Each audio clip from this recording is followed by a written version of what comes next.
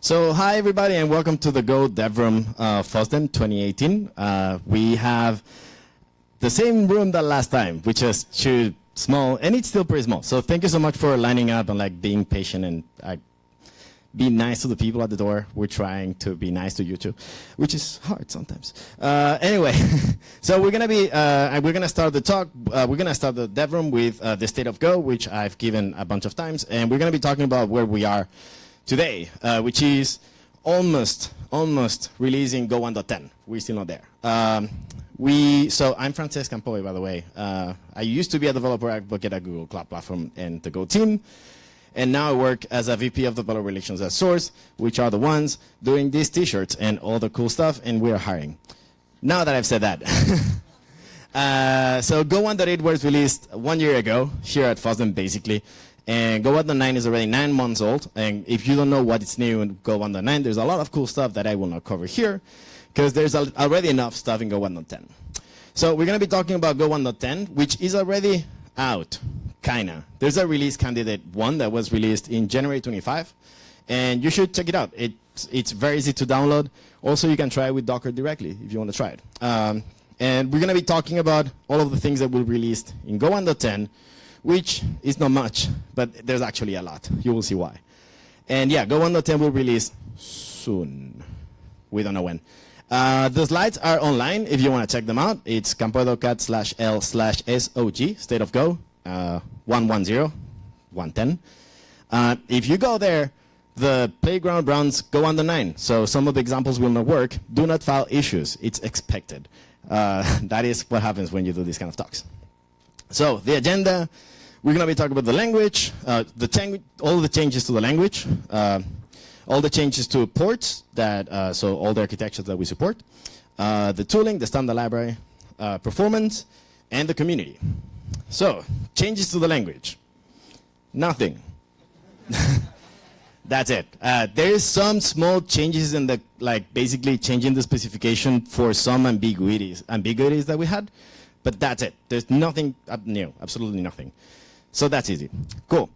Second section, ports. What other architectures are we supporting that we didn't support before? None. But here there's some changes. So for all the BSDs, we are limiting to what version we're supporting. So if you're using one of the BSDs, please check the constraints that we're adding. Basically, you need to use something slightly newer. Also, for OS X, we're going to need to require also Yosemite. So the next version will require Yosemite. So this is basically a warning. Go 1.11 will not support Yosemite, so you'll need to upgrade. But being how aggressive Apple is at upgrading, I'm sure you will. Also, Windows will not support Windows XP or Vista. So if you're using those, yeah, sorry. There was a really good burn on a bug, basically saying if you're using Windows Vista, you should not be worried about security upgrades on Go, because it's Windows Vista.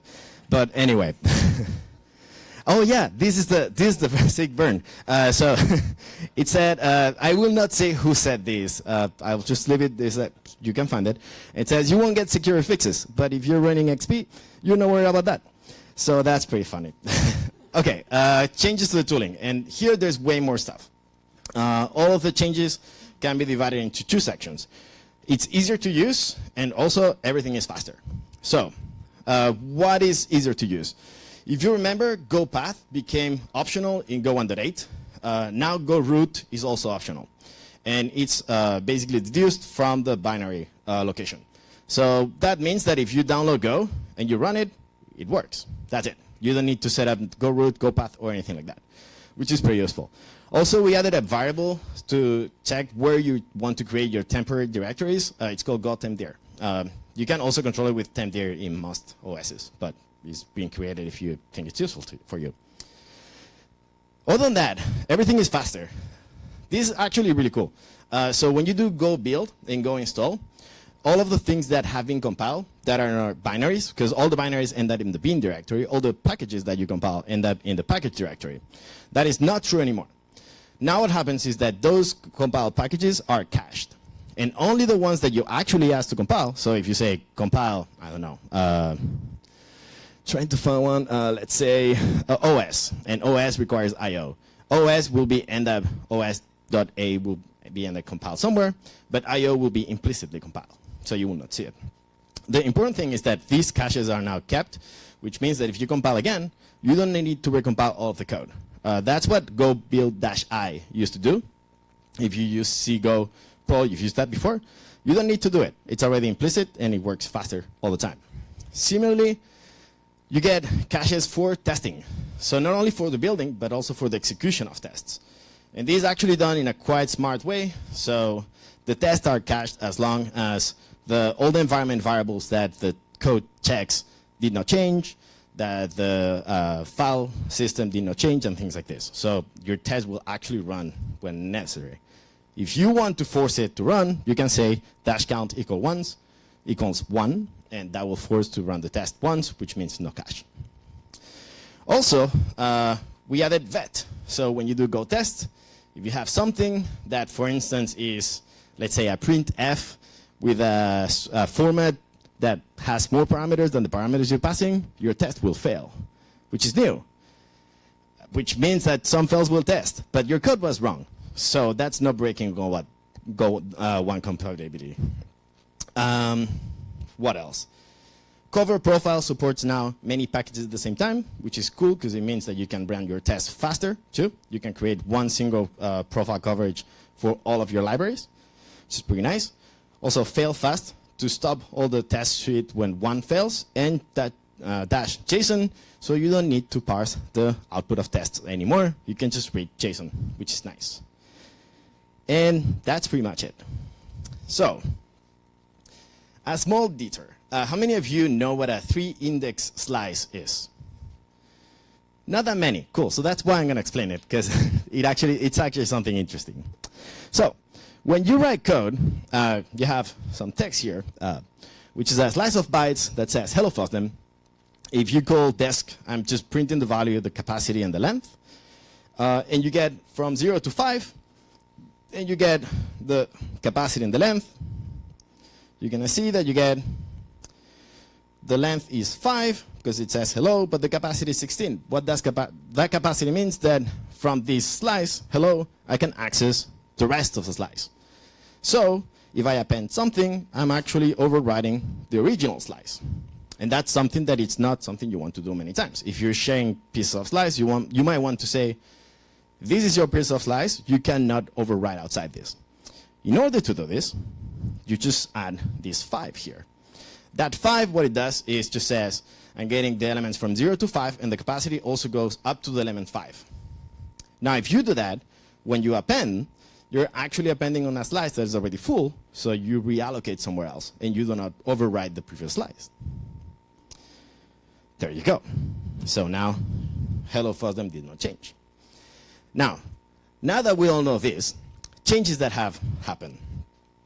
So, GoFont has changed the way it formats this expression. I do not think that many of you use it, but if you use that expression and you're checking for GoFont in your integration tests, it will fail. It has failed for me. It's just one test. So it's not huge. It's only one repo failed, but it might happen to you. There's some explanations on why you should not be doing the GoFont, making sure that the output matches and stuff like this. I think that, well, it's kind of painful, but that's how it is. Also, it's better now. It's way more beautiful. I think you agree. There you go. Now we're going to talk about the changes to the standard library. There's nothing really big. There's no new packages. How many of you remember what was the last package added to the standard library? Yes. Bits. There you go. So yeah, this you get a T-shirt. I mean, everybody gets a T-shirt. We have not added any more packages. There's nothing new there. But all of the packages we've added some stuff, and actually some things that might be very useful for code that you write day to day. So let's go back to the same example as before. So now instead of saying from 0 to 5, what I'm doing is I'm getting fields, which is give me the first word, basically.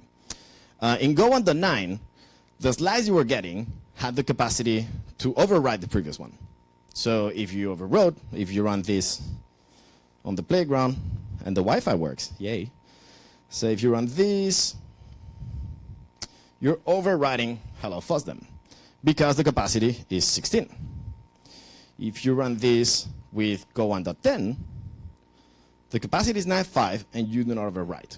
So that's a change that might be kind of tricky. So if you're using fields func, split or split after, and you're trusting this capacity of being able to override outside of the slice, which is kind of weird, it will break. So take that into account. Also, there's a minor change to flag that makes me really happy. It's incredibly minor. Nobody cares about it except for me, probably, but I do care. In Go 1.9, when you had a description that had, thank you, that had a line break, it would print it like this. Really ugly. That line is not well aligned. Now it's well aligned. Thank you. It's really important. Also, there's changes to GoDoc. These are change that is in between the standard library and also tooling. It's a little bit on both sides. Basically, until now, you know that in the documentation, when you have a new foo that returns a pointer to foo, when you look at the documentation, you see it tied to the foo type, right? You see foo and new foo. But if you are returning a slice of foos, that was not tied to it. Now it is. So in the documentation in GoDoc, you will see it slightly differently, which I think makes more sense. But also, if you're using the GoDoc package, you will see that those functions, rather appearing at the package level, will appear at the type level. So if you, depending on that, that might break. But again, I think it's a change that totally makes sense. So yeah, before you would see func many things, which is completely related to the type thing. Now you will see the type thing has two constructors. One is many things and one is new thing. So it makes a little bit more sense. Changes to text template. And this one is interesting. So you've all used range or a for loop, I'm sure. And you have continue and break. Now you can also use those in text template. Not on HTML template. And I do not know why. But that's how it is. If you try to run this on HTML template, you will get an error saying this has not been implemented. I don't know if it is because they don't want to implement it or because they're like, we don't have time to implement it. Just, that's it, ship it. So this, I'm ranging from 1 to 10. And what I'm saying is, if it's even, print even and continue, which means that it will not print odd. Otherwise, it will print odd. And when we get to 5, we'll break and finish the loop. So if we print this, we get odd, even, odd, and we're done. Is there any water? No. There's a bucket of water. Thank you. That is very useful. Very useful, people. That's okay. Okay, this is the change that I care about the most, I'd say, in all of Go 1.10. I'm sure you've all used a bytes buffer as a way to create strings. Basically, you create it, and since it has the write method, it's a writer, and then you can use fprint or fprintf or fprintln to write stuff into the bytes buffer, and then at the end get the string. So you get the bytes buffer, you print hello FOSDEM go first to the buffer, and then buff.string will print it. When you print this, you will see that I actually also added how many bytes we allocated. We allocated 856 bytes to do all of these things, which is a lot, but who cares?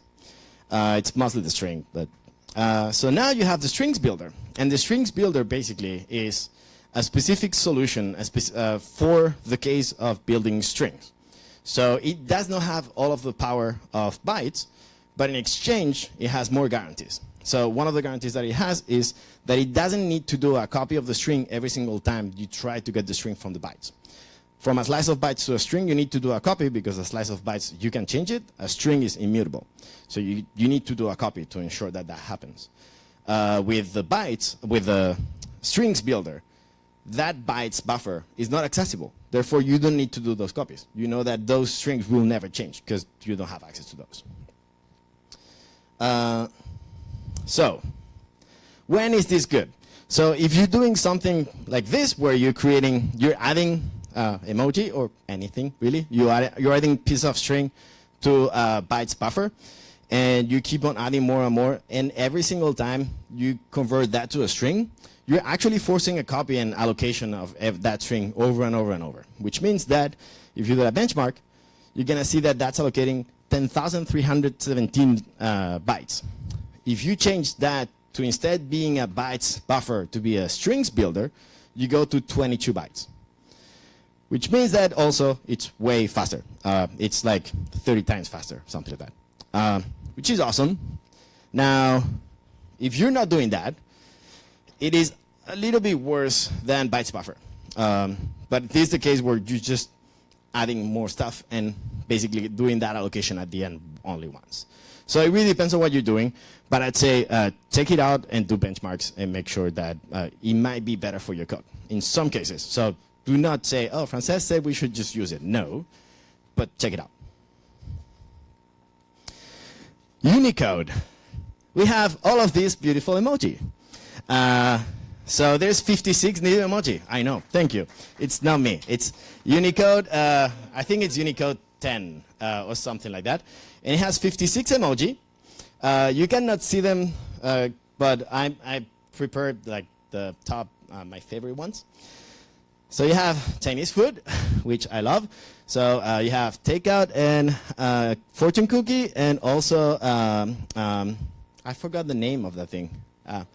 Gyoza, sure, gyoza. Also, Argentinian people say it's empanada. Sure. Curling, because it is really important. A T-Rex, it is, I think it's pretty cool, to be honest. Mind blown. And the most important one, which is not emoji, but it's a UTF-8 character that we didn't have before, and everybody was dying to have it, was Bitcoin. Yes, you can now write Bitcoin as a character in Unicode, and Go 1.10 supports it. My Mac doesn't, though, so yeah, it's a pity. Okay, performance changes. This is fun because I should have prepared this talk with way more time, but I did not. So I ended up doing this yesterday. And by yesterday, might be this morning. So I checked the benchmarks between Go 1.9 and Go 1.10 on runtime, and they're pretty much the same. Like, to the point that I removed all of the benchmarks that had actually significant changes, and all were gone. So either I'm totally wrong, which is a possibility, or they're actually basically the same speed, which is not shocking because I don't think there's been that much work on performance for these pieces. For the compiler, though, I was completely mistaken. I thought that this was the runtime method. It was like this way slower. But this actually, if you don't know how to read it, it's not important. The important thing is the last number. This how long it takes for the Go compiler to compile the standard library and all the commands, like go fund, go vet, and all of those.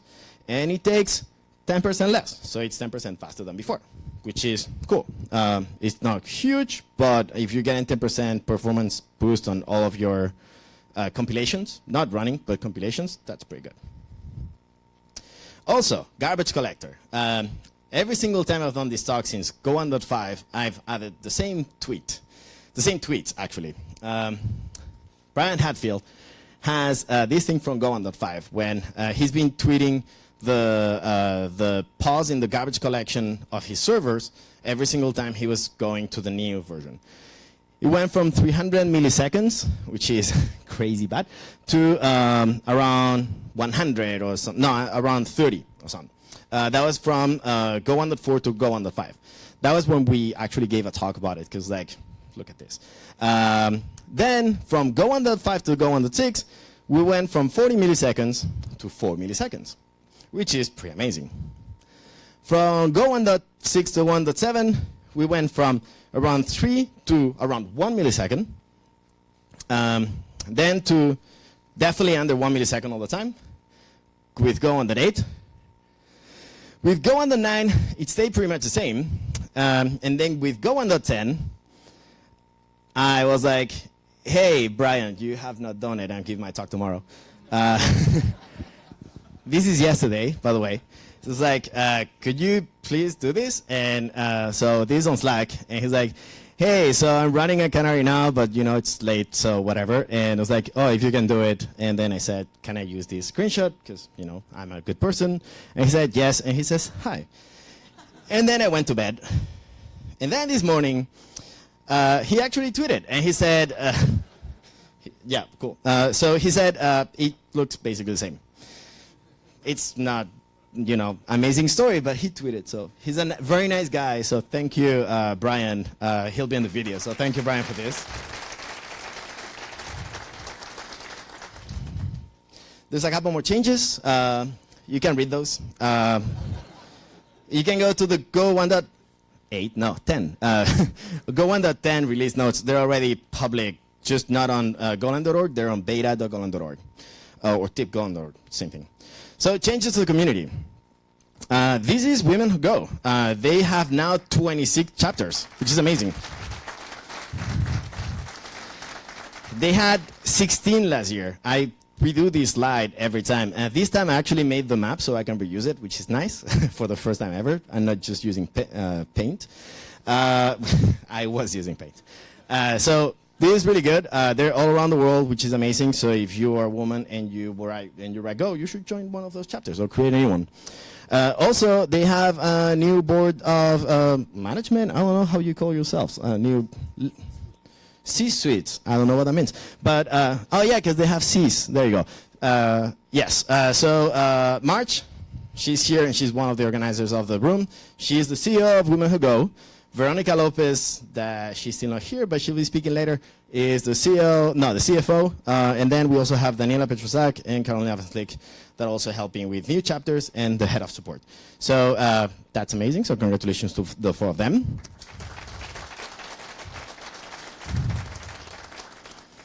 And then we have all of the Go meetups. And Go meetups, they're really all around the world. They're really cool. There's one in the middle of Russia. I was invited once, but I could not make it. But if you want to go somewhere random, go in the middle of Asia. There's one Go meetup there. Then this slide still fits in one slide, but it's getting really crazy. These are all the Go DevRooms that are happening soon. So we have Go DevRoom FOSDEM, which is today and here. Congratulations, you're here. GoFreeCon India, which is in March. Russia in March too. GoSF in March too. So if you want to travel, March is a good month to travel. Then April in New York, May in Singapore, June in Reykjavik. The organizer is somewhere there. There you go. And August in Denver, September in Florianopolis, October in Florence, and then DocGo has moved a little bit farther away, so there will not be 2018, there will be 2019 not the other way around. 2019, I'm mistaken with the years. That's 2019, next year. And also we have a bunch of talks today. At the end of all of these talks, we'll have lightning talks. So Marja was working on, we'll give the link to a form where you can apply to give talks. If you're going to give a talk, there will be 5-minute talks, really short, but you can give something cool, some ideas, or some project you'll be working on. We're definitely interested in listening about it. And that's it. Enjoy the rest of the day, and thank you very much.